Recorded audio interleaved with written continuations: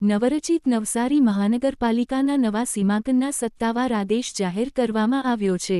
નવસારી મહાનગરપાલિકા વિસ્તારને કુલ 13 વોર્ડમાં વિભાજિત કરવામાં આવ્યો છે.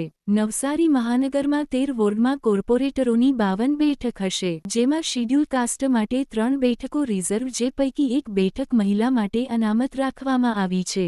શેડ્યુલ ટ્રાઇબ માટે કુલ 8 બેઠકો રિઝર્વ રાખવામાં આવી, જે પૈકી 4 બેઠક મહિલા માટે રિઝર્વ રાખવામાં આવી છે.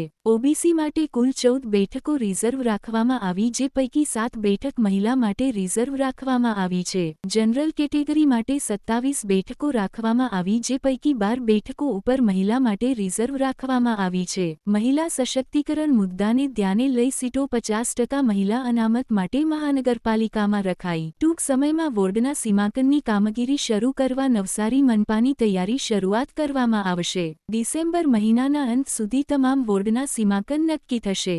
નવસારી મહાનગરપાલિકાની પ્રથમ યોજાનાર ચૂંટણીને લઈને હવે રાજકીય પક્ષોમાં ધમધમાટ ચાલુ થશે. મહાનગરપાલિકાના કમિશનર દેવ ચૌધરીએ સીમાંકન હાથ ધરી તૈયારીઓ. આપણે બધા જાણીએ છીએ કે 1 જાન્યુઆરીના રોજે નોટિફિકેશનથી નવસારી નગરપાલિકા જે હતી, નવસારી વિજલપુર નગરપાલિકા નવસારી મહાનગરપાલિકા તરીકે ઘોષિત થઈ છે.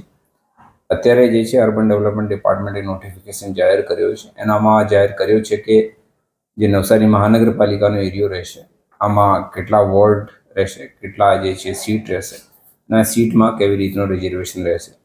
ટોટલ જે છે અત્યારે 4 ગ્રામ પંચાયત ભેગી થઈને જે નવસારી મહાનગરપાલિકાનો એરિયો જે બન્યો છે, આમાં નવા ટોટલ 13 જે 13 વોર્ડ રહેશે. 13 વોર્ડમાં જે છે 52 સીટ રહેશે. આ 52 સીટમાં જે છે આપણે શેડ્યુલ કાસ્ટ માટે જે છે 3 રિઝર્વ રાખવામાં આવી છે. આ 3 પૈકી 1 જે છે મહિલા માટે રિઝર્વ રહેશે. એવી જ રીતે શેડ્યુલ ટ્રાઇબ માટે જે છે 8 સીટનું રિઝર્વેશન રાખ્યું છે.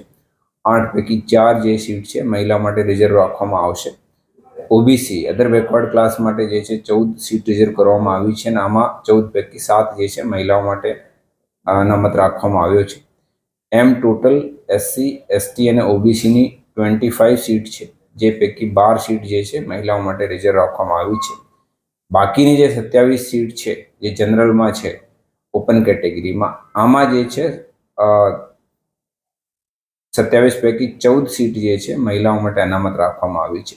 એમ ટોટલ 52 સીટ પૈકી જે છે 26 સીટ જે છે મહિલાઓ માટે અનામત રાખવામાં આવી છે. વોર્ડમાં કેટલા વોટર્સ હશે? અત્યારે વોર્ડ સીમાંકન જે છે અત્યારે બાકી છે, અને ફાઇનલ જે છે વોટર નો બાયફિકેશન અને સીમાંકન બાકી છે. પણ અંદાજિત 13 સીટ છે. આ મુજબ લગભગ 30 થી 35 હજારની વચ્ચે જે છે અંદાજિત વોટર આમાં રહી શકે છે.